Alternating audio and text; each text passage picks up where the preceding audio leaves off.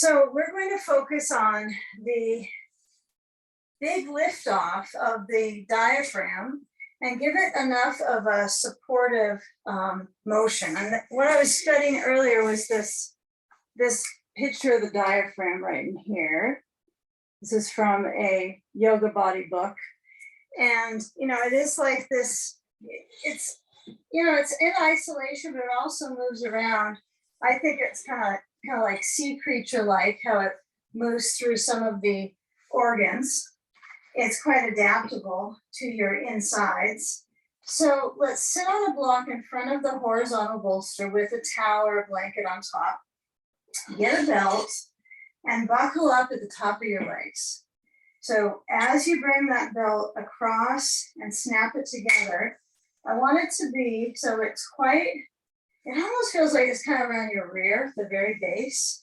And this way you can either keep your knees bending or you can straighten them out. Everyone will feel included if the belt is here. So if you don't like having your legs straight down, you can just bring them back up to flexion. So I'm going to start with flexion. And I'm going to really make that belt pretty tight. So I have an awareness right at the bottom of my tush and not quite at my hips, because that would mean it has to go around my back. But when I lower back, I'm going to kind of reassign my props so I feel comfortable. I'm going to use my sandbag maybe. But once I lower my head back, this midsection probably feels like it has a little more of a brick in it than if it was just one item under you. So you've got three things, right? Even though the blanket seems like part of the bolster, you're going to work towards this center piece of the body. Even if you put your span of your hands at the kind of the rib plate, the rib complex that is lifted in your body, you want to feel from there towards the softer space of the abdomen to feel that that's kind of a platform. It's kind of a smooth shape. It's going to be gliding with breath. Okay, let's go sandbag free, just to be kind of kind to that area, to feel like it's not being impacted by outside forces. We'll go inside force. So then we take a block, and it's in my hands at this point, it's wide, and I'm going to kind of wiggle a little side to side until I find how I'm settled on my block that's under my rear, and my head on the blankets, my hands holding my block, elbows resting on the bolster, and then get a feel how your feet are separating. Maybe you can center the tailbone and then start to move your block up and back overhead. Now you can add the experience of the legs straightening out, lengthening down, but you decide on these layers of pull in the breathing muscles. So I feel when I let my arms kind of go back, it's a little bit intense for the ability to kind of find ease in my breath. So you can let the legs again straighten out. This starts to feel a little bit more comfortable for the lane of breath travel. And then bring a little bit of energy and enthusiasm, why not, into kind of the idea of reaching back with your block. Now, if your block is a hardship for your shoulders, you just let the block go and don't hold on to it, and kind of mirror the side of the block. Just feel like your hands are kind of hovering besides it, with the example as if they were holding it. That might feel better for your shoulders. And then let your arms let go of the block and open out the chest. Now here's where, if you want to add that sandbag, you might at that line between the sternum and the abdomen, or you can just simply let the chest and the complex of the breathing muscles, the intercostals, feel their lift and their expansion more so than lift of the ribs. Relaxing the face, the throat, placing your feet where they feel comfortable for you in the moment now, whether it's bending the legs again or it's continuing to lengthen them down. And let's settle into the anchor of inhale for 4 counts and out breath for 5 to 6 counts.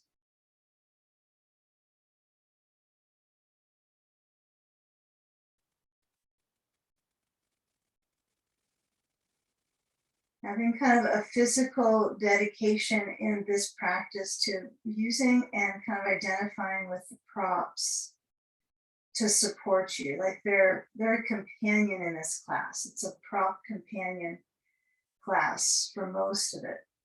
So you want to notice in your awareness the bolster, the blankets, the space between the two that holds the neck. That's just space, right, between those two props or those two stacks of props.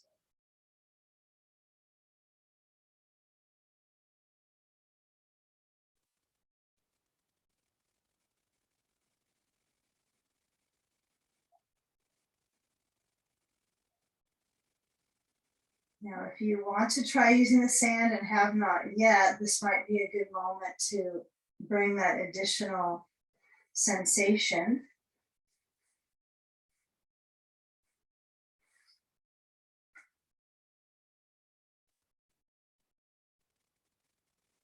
And then feeling the bones response through the arms and the legs. Those might feel as if they're bones that have surrendering capacity, right? Even if the legs kind of flinch on stretching down, perhaps the final few moments in this, you can feed into the base of the legs, into the feet, and feel how they position themselves. And the body is at most at attention, right? There's a lot of attention to detail in the rib cage, meaning that you feel as if you're standing on your feet, you would be kind of in full attention mode, right? Being a bit of a director. So directing that flow of circulation through the front lines of the body.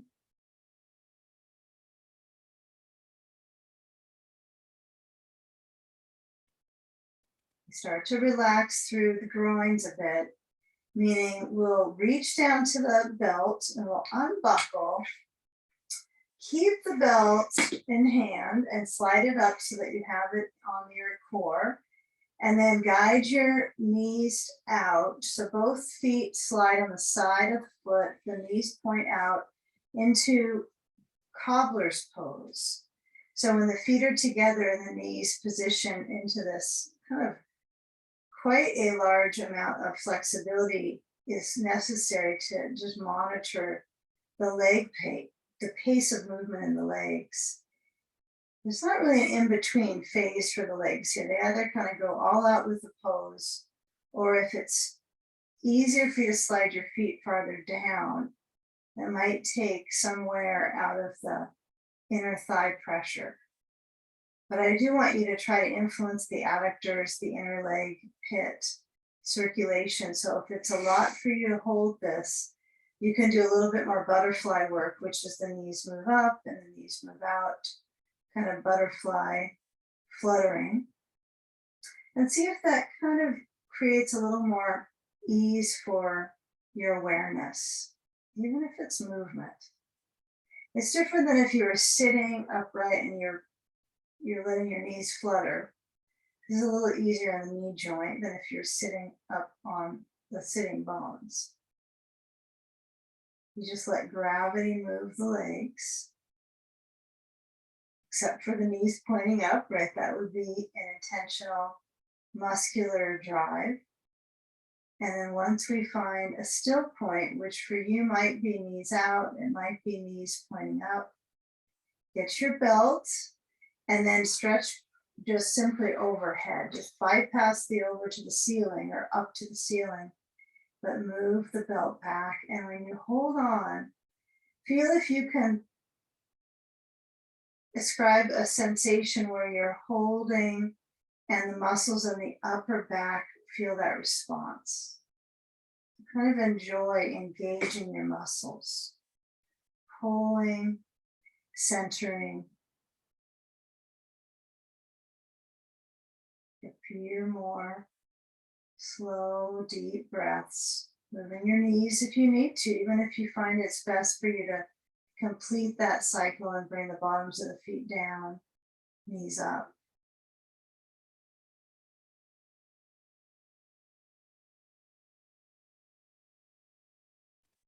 Okay, let's all meet with the knees pointing up, bottoms of the feet down. If you have sand, you can leave it on. If you don't add any. And move your belt towards the ceiling and pick up that right foot and feel the knee lift, but see if you can just notice the knee as if it moves up towards the ceiling versus towards your chest. So just straight up and then lower it down. And alternate the side lifting. And maybe the sand is okay for your balance. If it takes you more energy to get that leg to lift up with the weight in the mid body, you can always slide it away. Okay, now when you pick up the foot, I want you to engage at the sensation of where the block is underneath you. So feel when you lift up the foot, if you can still stay connected to that block as equally as you did with both feet down. So you don't lose the connection of the pelvis. You're isolating and strengthening your glutes. I should feel quite specific, but for some of us, not that difficult, just to lift the foot up. Okay, deeper core. Now lowering down both feet and then moving the belt over to the side and the sand. And then as we start to guide the feet so they walk in a little higher up, I want you to bring the right leg in towards the chest. And now so it's closer in than the knee just pointing up. But feel, this whole rib spatial, kind of spreading of the center body. It does kind of open out because of the bolster blanket inspiration.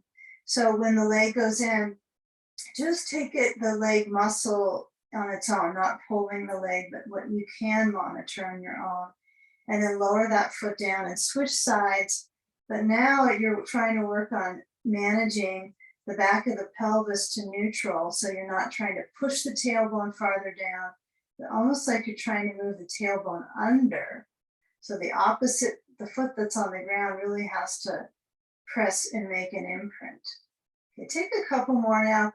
I like to have my hands on my core, and I really like to notice where the breath is moving in my hands. I can be a little more certain that I'm continuing that breath cycle.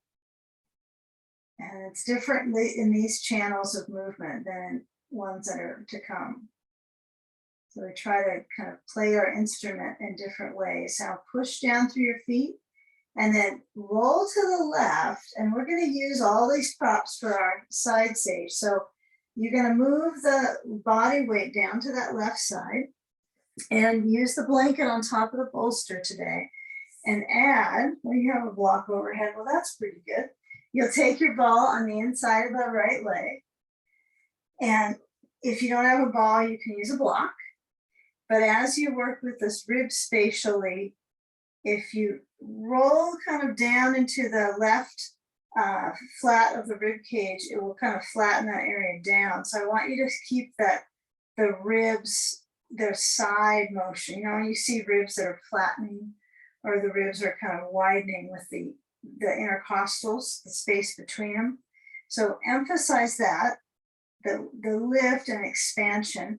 And then before you get too settled in your way here, be sure your blanket is the right height for your head and the block behind you. So maybe all the way up. And then add some sand to that right side. Okay, could be hip, could be ribs, could be none. So give yourself about a full minute to just arrive in sensation, kind of orientation. It's the sensation orientation in side stage. So the right arm might open. The left waist could feel quite the arch, kind of loosening. right through the span of the waist. Good. So when the arm on the bottom, right, is thread between, it may not feel a big stretch in that left side of your back. But I find how my head rests on the blanket is fairly critical for how my neck responds. So make sure there's plenty of height under your head, especially now that we have the blanket added onto the bolster for that extra height. It doesn't have to be much height, but it does expand the opposite rib cage, the right side. Okay, right arm could be overhead, it could be besides you, like on the bolster, or resting across. And then start that pattern of costal breathing. So feeling the ribs on that right side expand on the inhale. And then feeling how they settle on the exhale.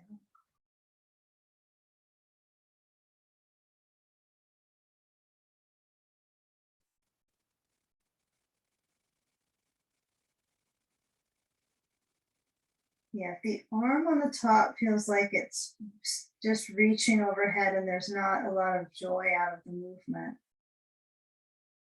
and it feels like you're just doing that for the instruction, you might sample some movement with that upper limb, unless you're content.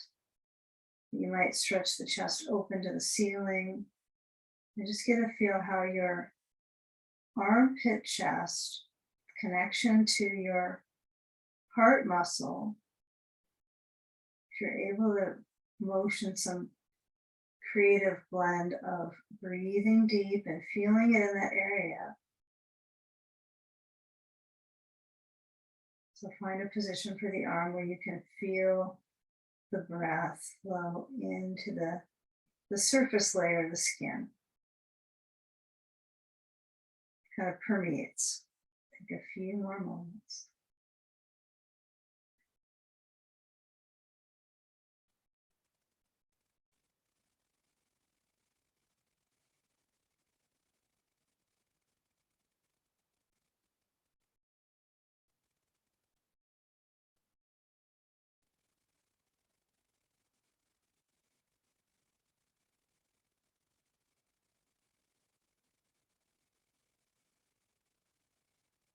Okay, now as you slowly move your arm on the top, the right arm down to slide the sand away. Now, the range of movement now is to turn down to face the bolster. Well, the kind of belly faces the bolster. You might not be staring at the bolster, but you are directionally turning to hands and knees. And if you need a blanket, this is, or your towel right here works pretty nicely, just to put that under your knees. And your hands on ground. Now, if you can turn the hands out just a little bit, so they're not completely sealed, but they are kind of rotating out. So the index finger might be slightly facing towards the straight up towards the back of your mat space. But find the hands a little wider than shoulder width and the knees a little wider than hips. And then as the back rounds into a flex spine,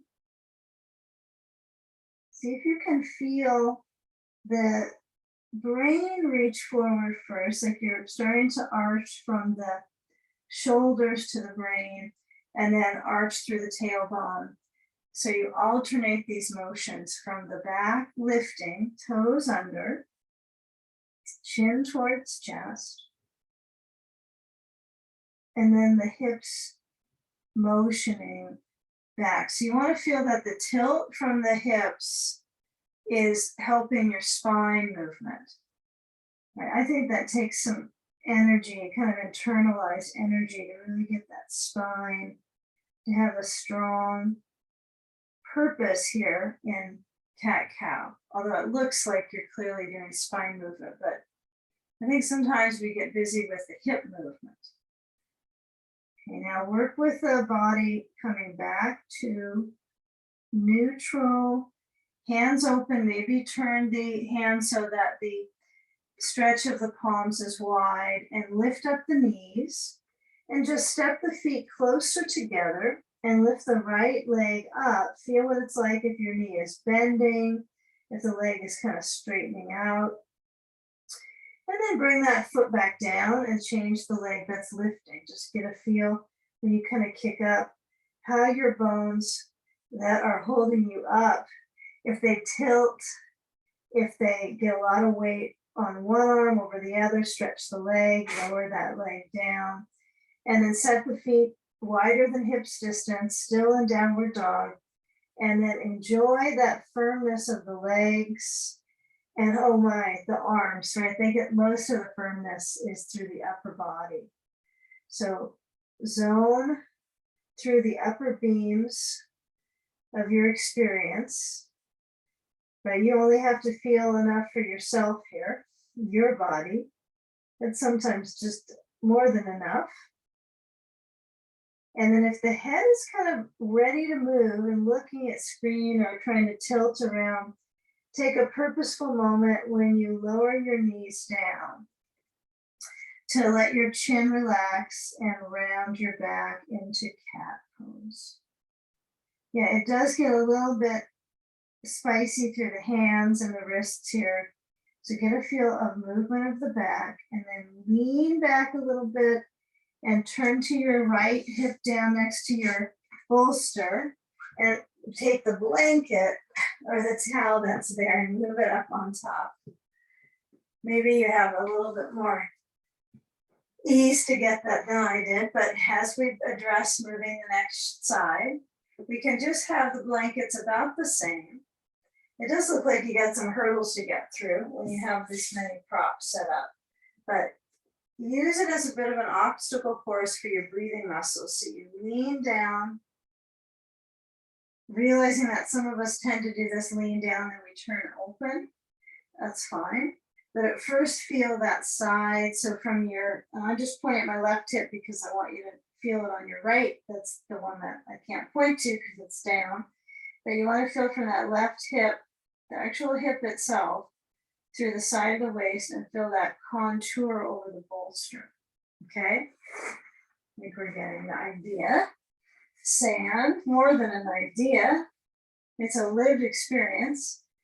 And then as we lower down, we let the body weight enjoy kind of finding a way to nestle into this side sage.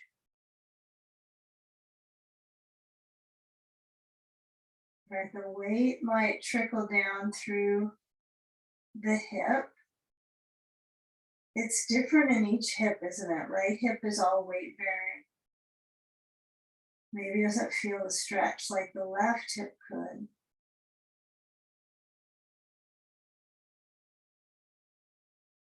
And then the second side has some similarities in the breathing region, right in the rib cage. And even that left side of the back might have some similar ranges.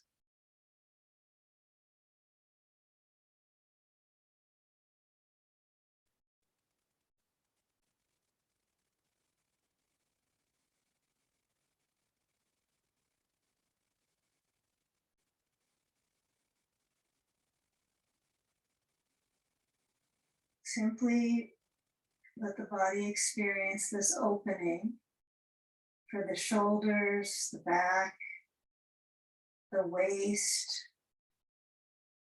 and those breathing muscles, right? Really get this flare. So if your arm is tired overhead, just get it away from that position. Maybe open the arm out so there's a counter spin to the ribs. You might even let that left arm rest on the bolster. And just feel how the sand kind of still gives some traction down all the way into your hip. And it's okay to ease it up by turning your head to rest more into the blankets. Ease things up.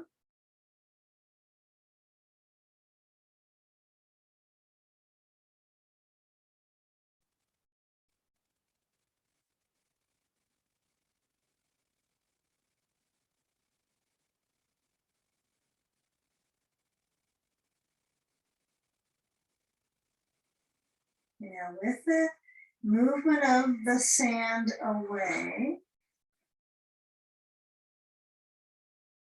feel how the waist turns to that right side. And then as you come up, we're going to take the towel off of the bolster, whatever you have there. We're going to come up to sit on the bolster. You could do it with the extra height. It just might be interesting.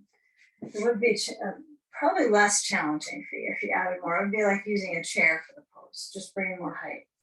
So we're going to take it so that our right knee is bending and the bones on that right leg, I don't know if you can see very well with it. I want to move this leg aside so you can see what my right leg's doing, but that's not going to work well. So I put a sandbag on the right upper inner thigh. I think you can see it. Okay, can you see my leg here? Okay. Then you get a belt.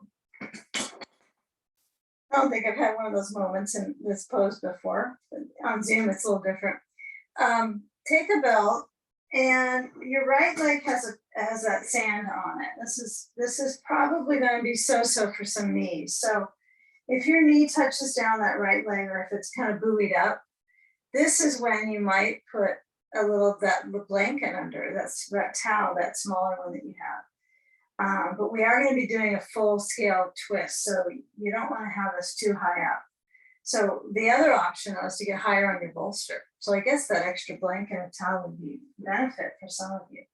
So if you decide to go back, put the blanket back on top of your bolster, then you'll get a little easier on the knee. But once we hit our belt here, put it under, reach the belt unbuckled under your left foot, and then kind of situate the hold of the belt. And you know, it's not a similar weight in your seat. So when you're sitting up with the balance of holding a belt, I want you to recruit your biceps so the inner arms are they kind of spring into action when you have your hands holding a belt like this, your palms open, right? Or so, it's kind of squeezed in.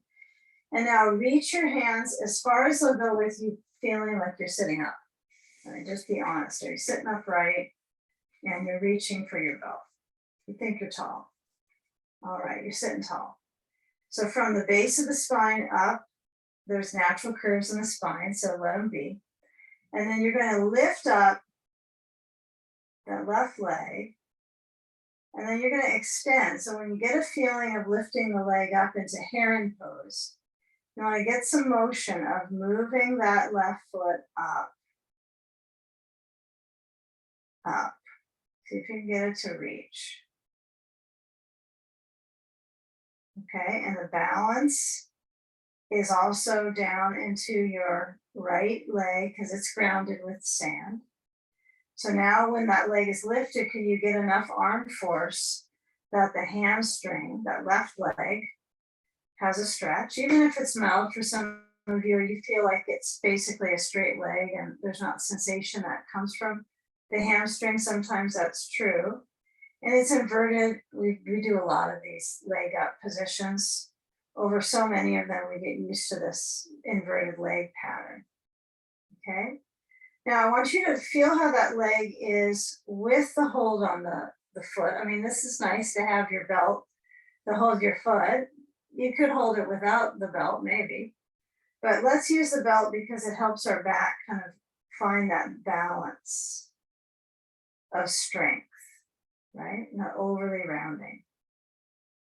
Okay, now we want to keep the back pretty right with lifting, a lifting position. And then bend the left knee. Feel the resistance with the belt under the foot. Shoulders move down. Hold the belt together, and then I'm just going to slide that left foot over and take the belt off for the moment. Cross the left foot onto the other side of the right knee. Fairly intermediate move here. So when you take that crossing, now this back broadens, right? Your pelvis has a little bit more opening.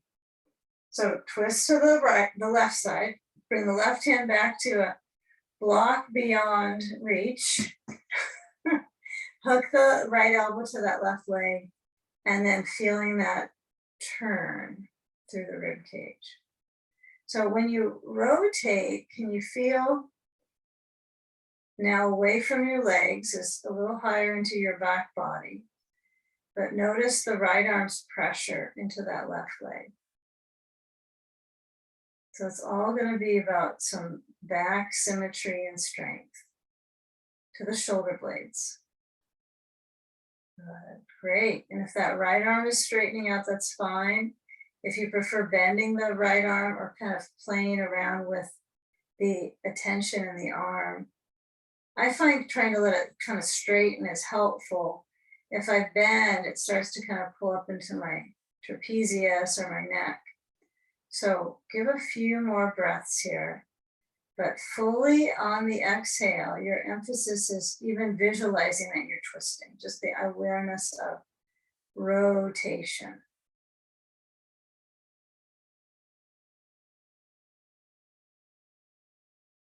Spiraling.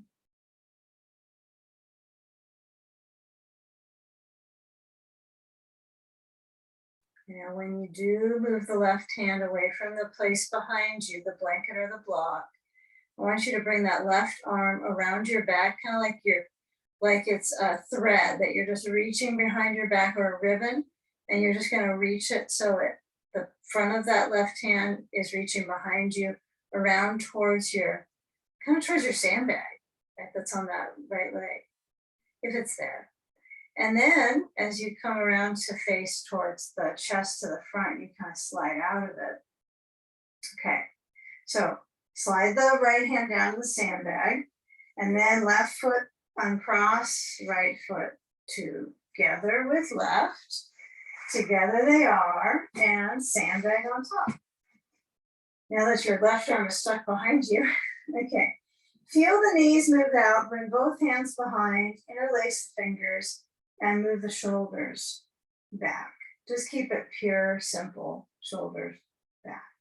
Because it's reasonable expectation that we would try something just like that. Your hands might be kind of stuck to you a little bit. Let's work on simplifying the shoulders. So if the hands move away, that's kind of nice, but it's not necessarily helpful for all of us to try to force our arms behind us, like away from the body. So feel the shoulders justifying that movement back. Lift up the ribs, see if you can let the motion in the rib cage lift, but not trying to collapse in the abdomen. So what you might work with sometimes on this is I tend to kind of use the instruction as being at attention, like pushing my ribs forward, like thrusting that motion. But what I really want to work with is to let my sitting bones balance, my belly move kind of softly with the breath, my shoulders back. And that's it. Nothing too out of, normal neutral range with my ribs. I think it's okay looking. Okay. All right, now as you take out the hand grip, shake it out. Okay, roll a little with the shoulders, just a tiny bit. And then switch the left foot in towards the bolster, stand on the left leg. Left knee goes down, right? So the sitting bones feel like they're supported on the bolster, semi-perfect. They may not feel exactly balanced, but they're on. And then you get your belt.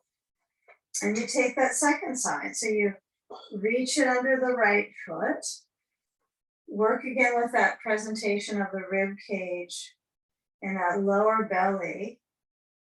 I know there's like a line between of energy where you're moving your belly towards the spine on the exhale, but you're also not trying to grip it like a board, right? So you want to get a feeling of its softness with the belly, lift of the spine.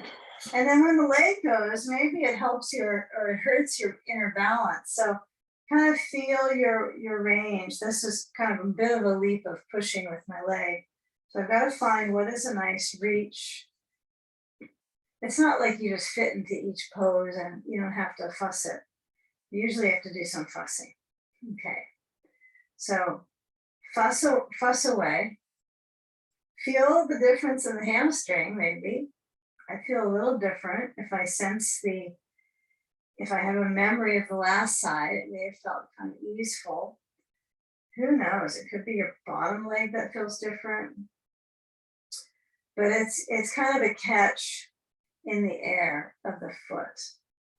So the natural arch, now the belly probably just spilled out in this pose, like it didn't stay with its line of lift. Just kind of spills out when your foot goes forward. So your work is on pumping the breath through the belly. So get a feeling of that diaphragmatic motion. This is a nice way to set up for a twist because the twist is for strengthening, right, the diaphragm. Okay, bending that right knee. If you feel like we went into the side a little too fast to the twist, you can stick with this a little longer if you like.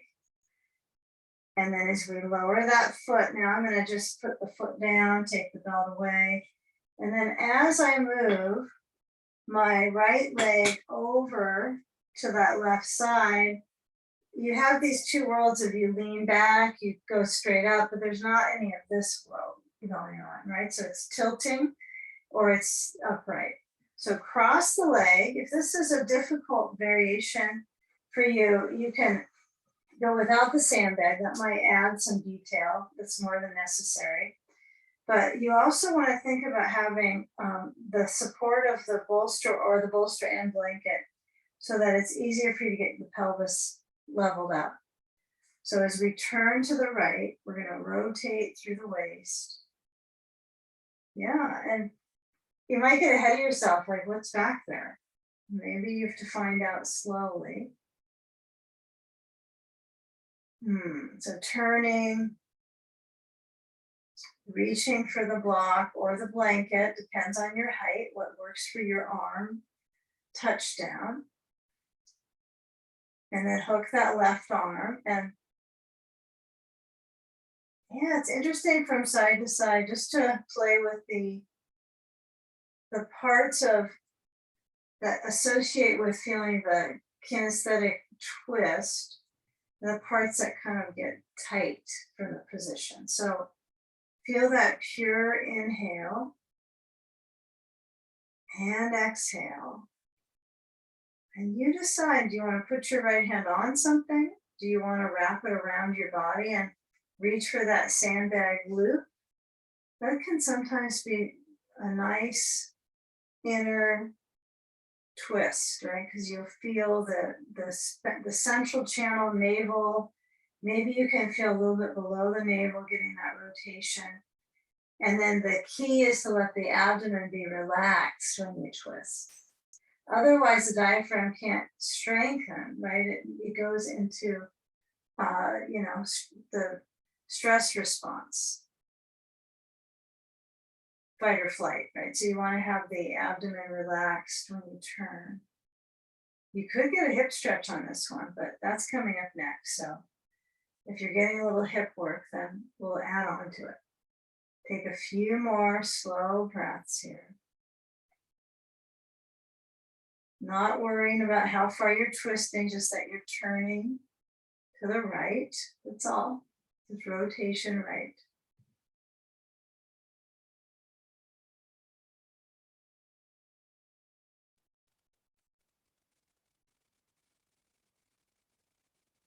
Now relax through the touch with that right hand. If it's holding something, if it's back on the block, bring it to your back.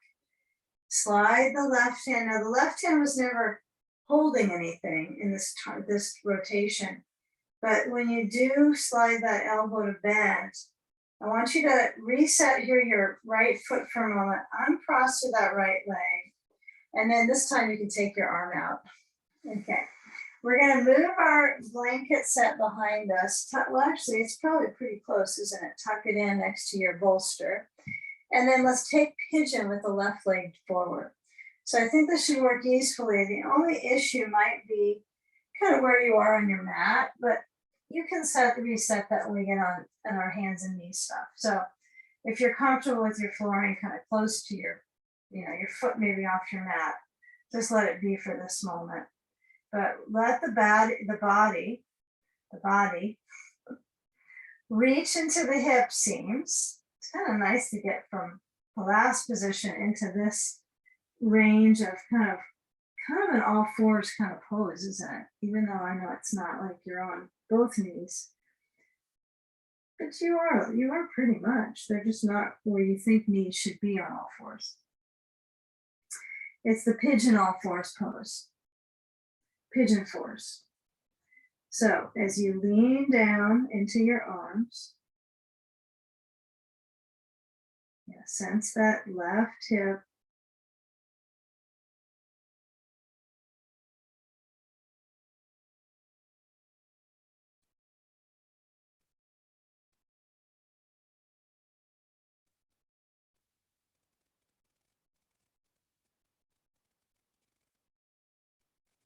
Now you can always move your arms farther away from the leg that you're stretching, like the left hip, so you would move your arms over towards the right side. And you'd have to have some resistance with them. Even if they were, the elbows were down, there's still resistance into the left hip here.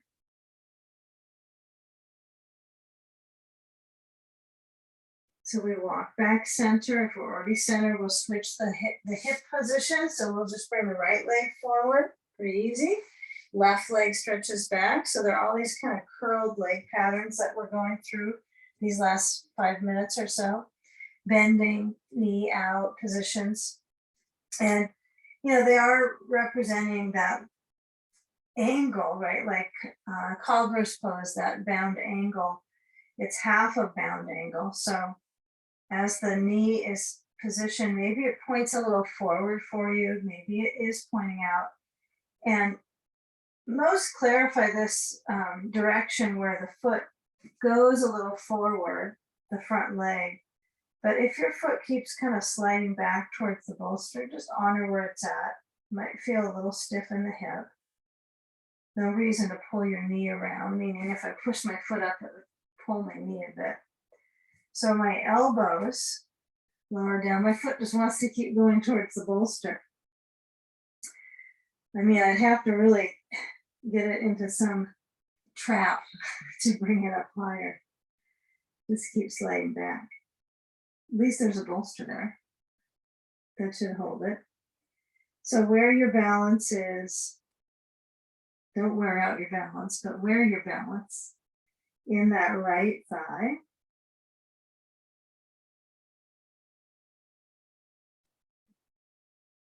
Okay, feeling where the motion is through the arch of the spine. Maybe you feel a kind of a faint sensation of the lower back curve.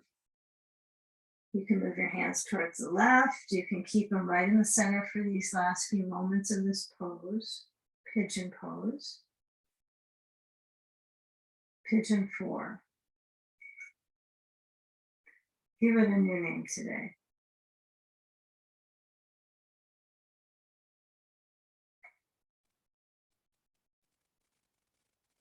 February pigeon.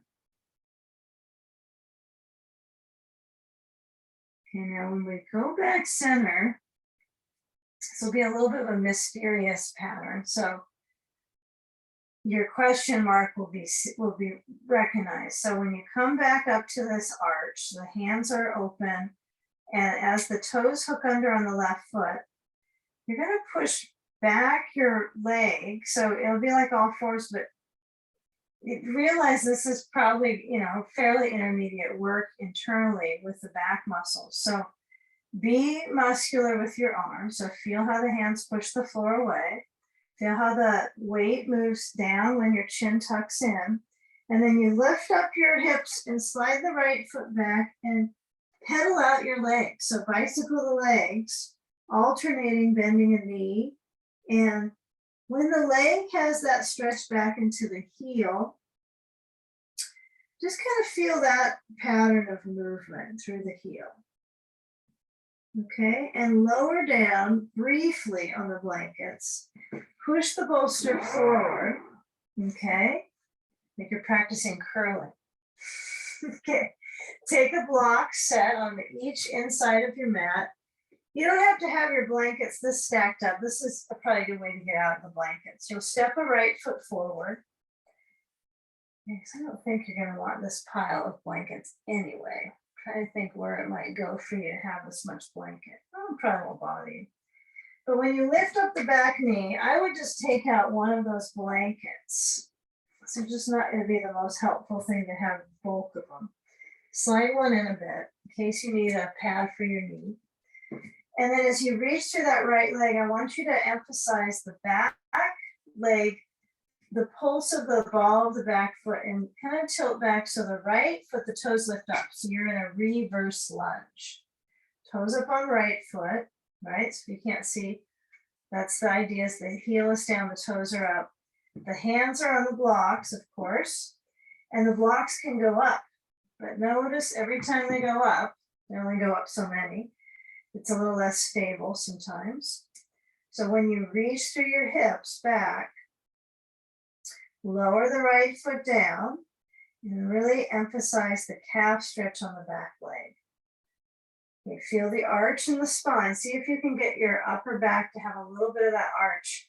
I know the lumbar is where you get most of your curve coming from that space. But feel now when you bend your right knee, the back knee stays up, but feel the arch, right? The mild arch reaching through that spine.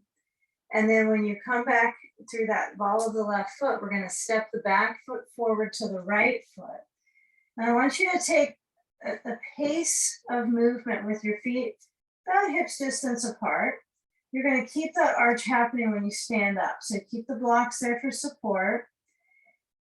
Reach the arms forward and lift up.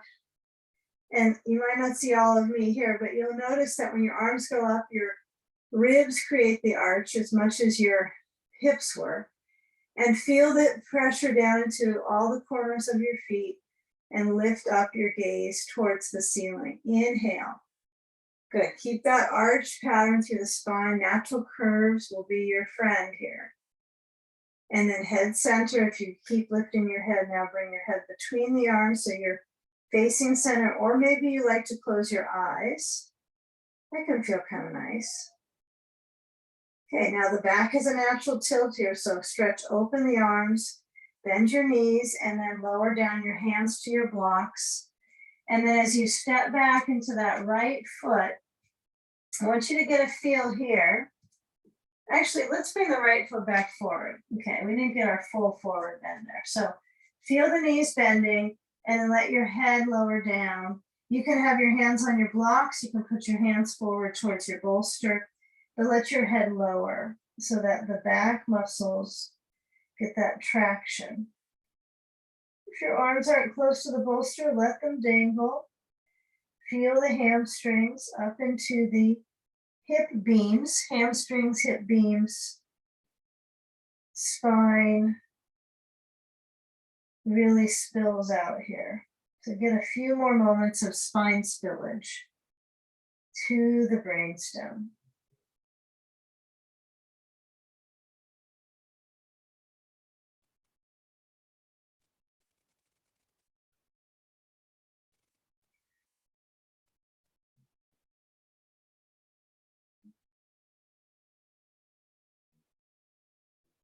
Hands on the blocks. Now we're going to do it. So step that right foot back and anchor back into the heel. So you're reaching back to that right heel. That left leg is toned. And then we're going to lift up the left foot, toes up, and feel that reach back into the right heel. Okay, so it's a reverse lunge. So if your hip feels, your right hip is kind of pressed back, they're not level right now. There's not a leveling in the hips, maybe almost getting there, but no goal to level the hips. Now, what is the goal? Well, that's a bigger question here. What's the goal? Do we have a goal in mind? Okay, so when I reach the right heel down, and then I lean back into that left foot, and just feel kind of how the foot centers on the ground, how the left knee is in that lunge. And then I want you to start to let that right leg slide back. And the blanket might not be where you need it coming up. You might have to slide things around, but for the moment, feel how your left side of your torso meets to your left leg. If they're not really that close, you're wanting to try to get these to blend and kind of harmonize connection of upper body, lower body. These are those few moments you get those connections coming up. Lower the back knee and then step the left foot back. And what we're going to do is actually, you know what? I don't know if we did, hey, bring the left foot forward. We're doing lots of foot forward and back here. Lift the toes up on the left foot. Did we do this on this second side we're standing? I don't think we did. So we don't want to miss out on this calf pull. Okay. So toes up, hips back. We could put this one down as a class with variations that just spring up out of nowhere. All right. It's not even spring yet, but it does feel like it this week around here. Somewhat. So hips are back, toes are up. Toes are us. Okay, so get that feel when you're tilting back into your hips.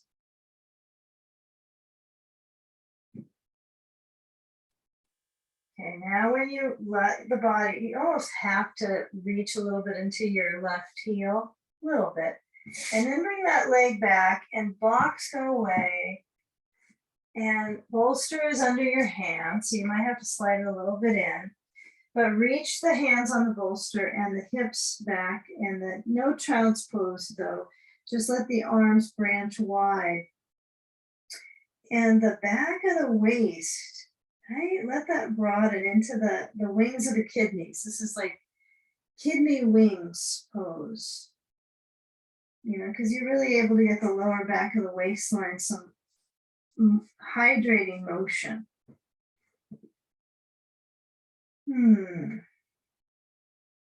We'll take a few moments here. Breathe. Slide the hands on the floor. Reach your weight forward in up dog so the waist slides and the hips are off the ground and the spine arches. Okay. Compare this now to the bolster under you. So you're going to come back just the smallest amount that you have to. Okay, don't come all the way back to dog pose or anything, but come back and then turn the bolster so spine-wise it's under you, lengthening down underneath. So now you're coming back to that up dog. Now you might have your bolster though, so it's at the top of the thighs. You might have it so it's a little lower. You might have it so it's higher. So I kind of changed this one around for myself and how I feel supported. I like it to feel like it's really under me, so it's actually giving me that bolstered feeling. Huh. Kind of what it is, isn't it? So the shoulders back, the spine is definitely awake. Lower the waist down. So you're in this Cobra Pose. Okay.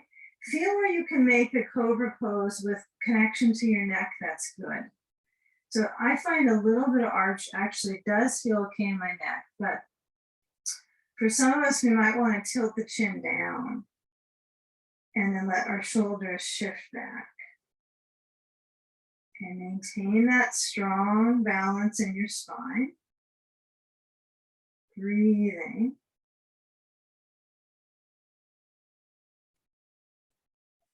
Okay.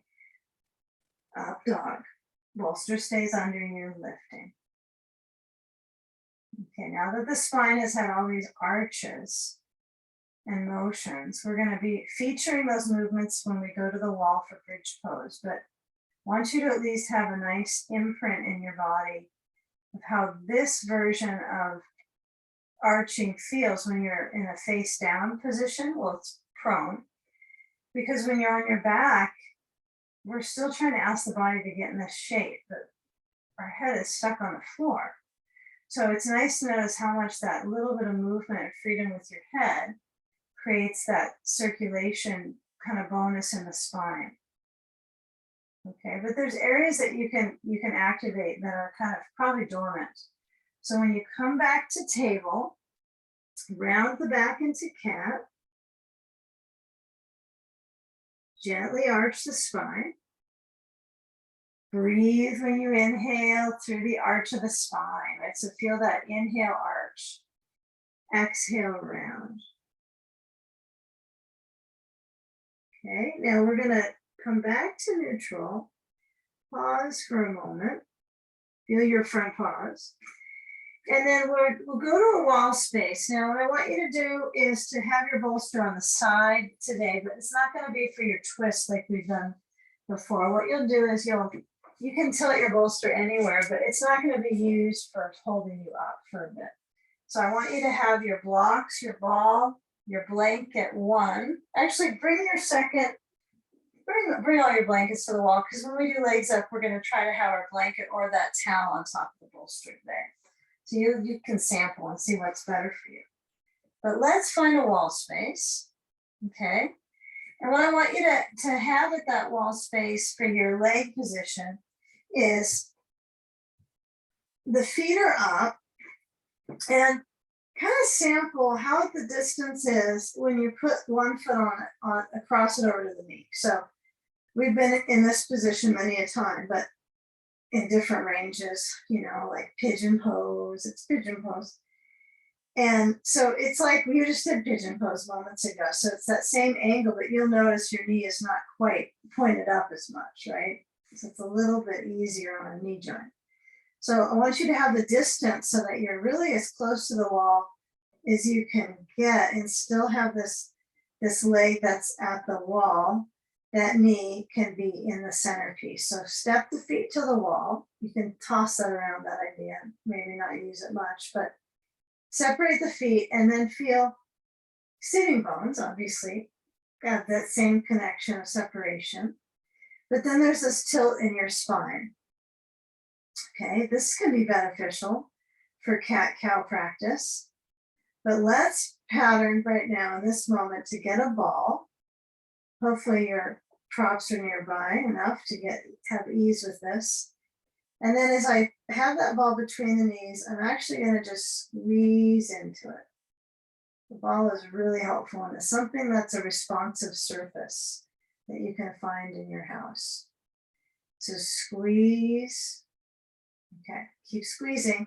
Reach your hands around your upper body, like just give yourself a big hug. That's all, just hug. And then as you're hugging, right, that's a squeeze. Make sure your neck is comfortable on your blanket. Okay, keep the squeeze, everything's a squeeze. The feet are pretty relaxed at the wall. Now relax the leg squeeze. Okay, then start to slide the hands a little bit out, and then let the pressure in the tailbone be emphasized, and then all the way up through the spine. Bring your arms back overhead, stretch them both straight back, push into your feet, and then very gradually you're going to lift up your hips. Now slow is the key here. So I have the ball, and of course there's a little bit of interaction of holding it, but I'm not trying to squeeze it to smithereens right now. I'm just lifting my hips. Now the blanket is taught oftentimes and not for some schools of this practice. So you choose to use the blanket or take it away. But some days I don't mind using it. Lower the arms down to the sides. And sometimes you add things to things and sometimes you don't. So variety is probably a good idea. So let the spine stretch. Push. Now we're doing alternating lift and lower of the spine. Keep that ball. Use primarily a ball if you have the option. And then lower the spine down. Try the last time we do this that your feet are a little higher up at the wall. So just test your edge here. If you lift them up and you can barely keep the ball, well, it's too high. So now when you lift up, you're probably more in your glutes to lift up your hips. It's more in the rear. And it's definitely kind of entertaining to try to get that high up. Okay, now when you lower down, really kind of let it be a slow drip through the spine of circulation. I mean, who else is going to comb your spine, right? It's going to be you. Spine combing. Okay, now lower down. It's that last little millimeter of movement through my back pelvis, and then move the ball. You don't grip the legs together, just let them be separating. And then get a block and place the block. So I've got my block and it's, just in its wide, flat state, nothing too exciting. And I'm going to scoot my feet down a little bit and then scoot my seat a little closer to the wall. Just that was a tiny amount. It was not very much. Just so I feel like when my knees bend, I'm really easily touching the wall. Simple. Okay, now place the block at the leg so that you have resistance, and I want you to push your hands into the block. It's got to be flat because otherwise it's not going to hold your hand. It barely holds it here anyway. But I want you to push the heel of your hand into that block, and I want you to let the spine kind of flatten out. So using this reinforcement, spine flattens out. You can only do this kind of work at a wall, right? Because you got the wall is resisting with your feet. It's a prop. The walls are really nice for balance. Now, your rear, like your glutes, your buttock area, it probably is in its most toned and comfortable state. It's not like you're gripping it incessantly and it's hurting your back, but it's toned right now. So you want to kind of feel what it's like when the legs are in that kind of toned state. The back is very nicely lengthened out. Okay. Now this is like happy back. Okay.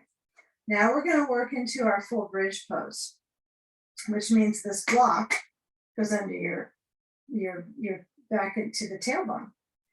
So you get to decide if your block's going to be this high or it's going to be this high, and take it only where you feel like you can adapt your spine muscles, the paraspinals, to actually get that lift. So the feet are up at the wall, they stay with that distance, and you might try to slide them up just to get more height. And then you're going to push into your feet and lift your hips up. You're going to slide the block under the pelvis, either mid-height or a little higher. Now, if you go higher, or you want to go higher and you feel like you have a little bit of extra elasticity in your spine, then walk your feet up the wall. That's how you get there. And then you lift up your hips. And likely you can get your opportunities a little bit easier to snug it in so that your tailbone, your back of your pelvis is on that block. The blanket is not super helpful in this one. If anything, it's a detriment to your pose, right? Because it's pulling. It is harder on the ground without it, but it's a little easier in your neckline. So once you're here, either height, right, lower or higher, you're going to try to let your arms reach towards the wall. The shoulders roll down and in. You can walk your feet down the wall or just let them descend and let the spine move in and feel the front of the thigh lids gently open. Okay, now the thighs are stretching in the front, the buttocks are toned, and your shoulders, you might feel like you're standing on them, like a shoulder stand, right? And that's the idea. This is closer to a shoulder stand. Okay, now those of you that are in the block a little bit lower, you might find some benefits to that too, that are a little bit different. Okay, you might be a little more comfortable with moving the block a little lower. You still might put your feet onto the floor and then move the shoulders down and in. I find I can get my shoulders in a little more when my block is lower. I think that was going to be true, but for the moment, your hands might have a little bit of sensitivity trying to stay here. They might be shaky. So that's why we sometimes use a belt to hold them, right? We'll latch it around the forearms and it'll hold it all together, but that can seem a little bit much sometimes. So if that's a bother to you and you want some support, you could get a hold of a belt and hold on to it, just something that you're holding. You could take another block, right? Hold that. But again, it's getting the shoulders down and under that your focus is on. Okay, a few breaths here. You can always walk the feet back up the wall anytime.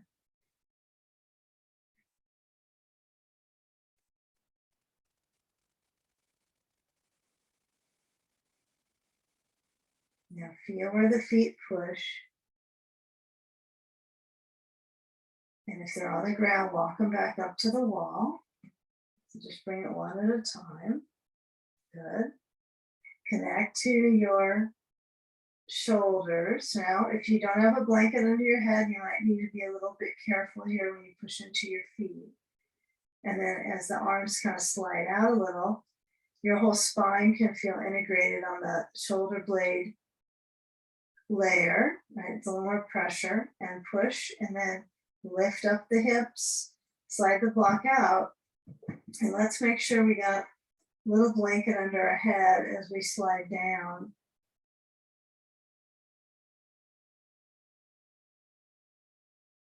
Okay, you can take that spine in its full length, and then I want you to bring the right foot down. Two options. Okay, you can have the right foot come down and the left leg cross over the right leg, and then the arms open and knees to the right. Okay, you can also put the left foot to the right knee here and stay here. That may seem a little simple, but maybe your back is better off with the foot on the wall. Okay, it's still going to get the left hip. You can also do that and then bring your knees to your chest, hold the back of the right leg. So those of us that are on rotated spinal rotation on our back, you can stay with this position. Add sand if you like, but if you need something under your left knee, put a block, or you can add that ball. This is not one where the sand at the sacrum is too helpful. It's different when we have the bolster on the side. It doesn't really fit, but the sandbag might be useful, and the arms are open. Head turns to the left. Now you can let your head go.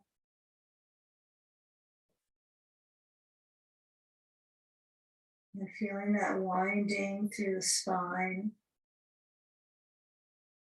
to that full support into the deeper back, the deep side waist, back ribs.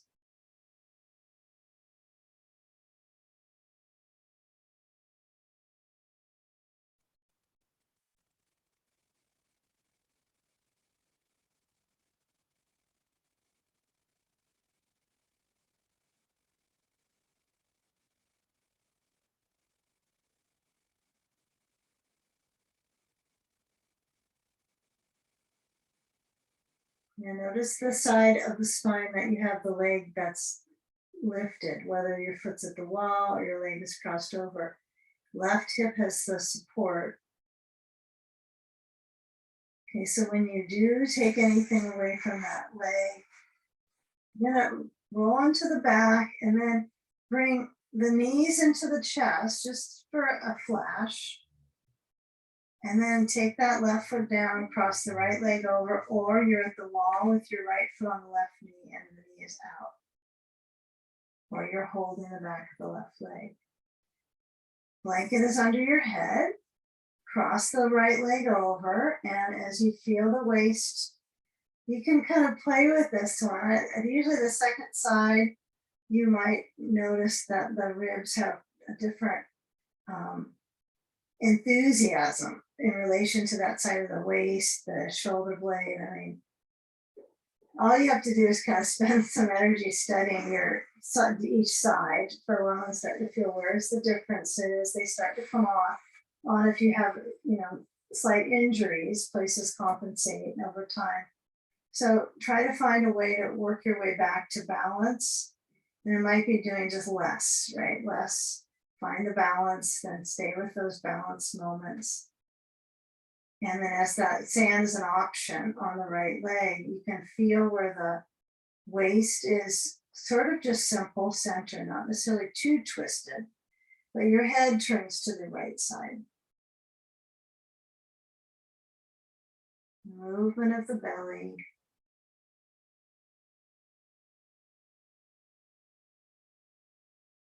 Opening of the heart.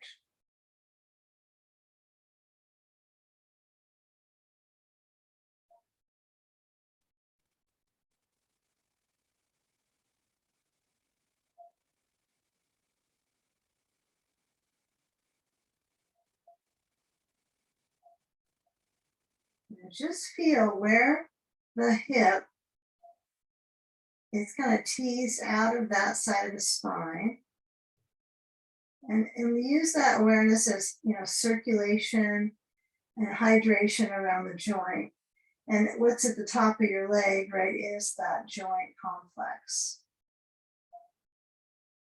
So now we're going to work on the whole leg parts, flushing any of that retention that we get from standing, and flush that down actually to this arena of the hip and then into the lake of the torso, right? The belly where all the fluid can just move towards and drain out.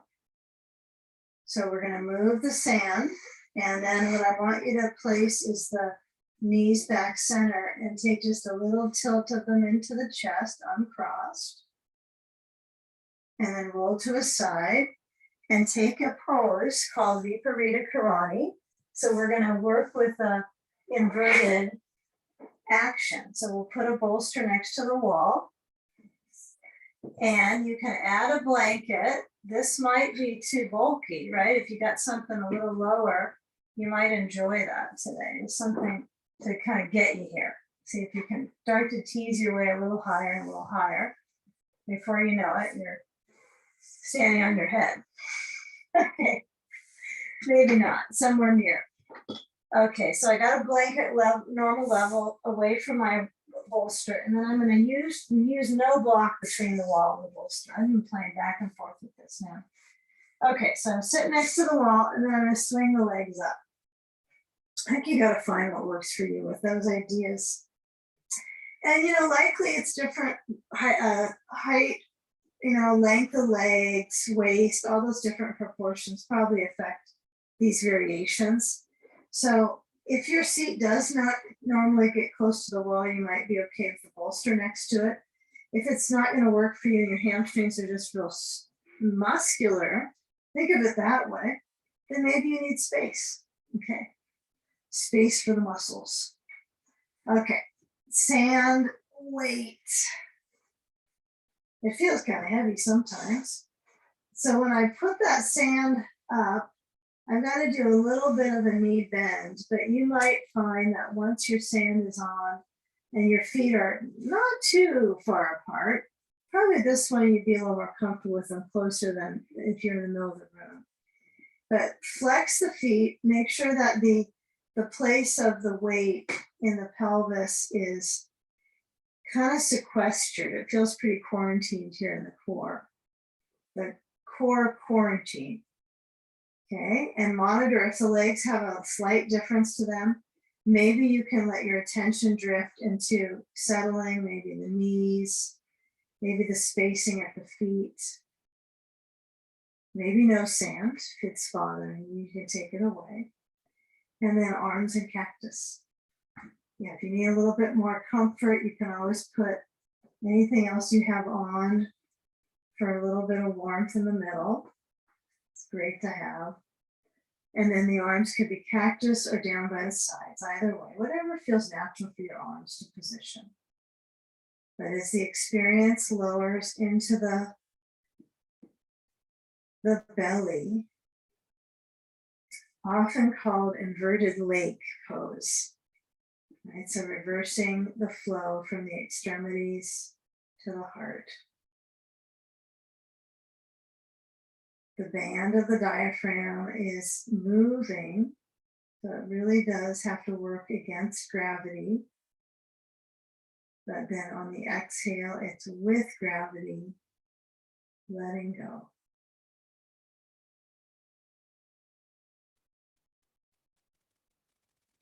Check in with where you can reset the spine, the neck, the facial muscles centering.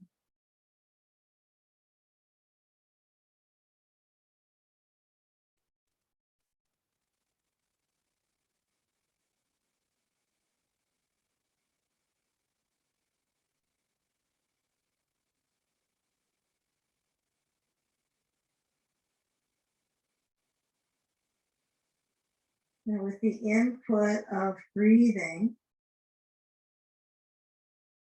can you also add in setting an intention, maybe for today or from this class, this experience?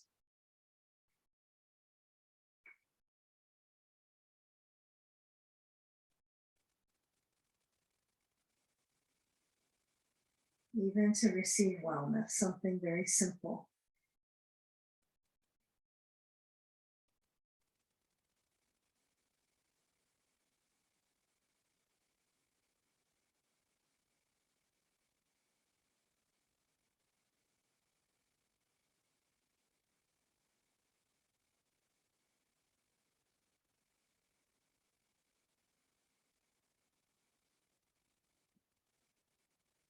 Now next exhale lengthens.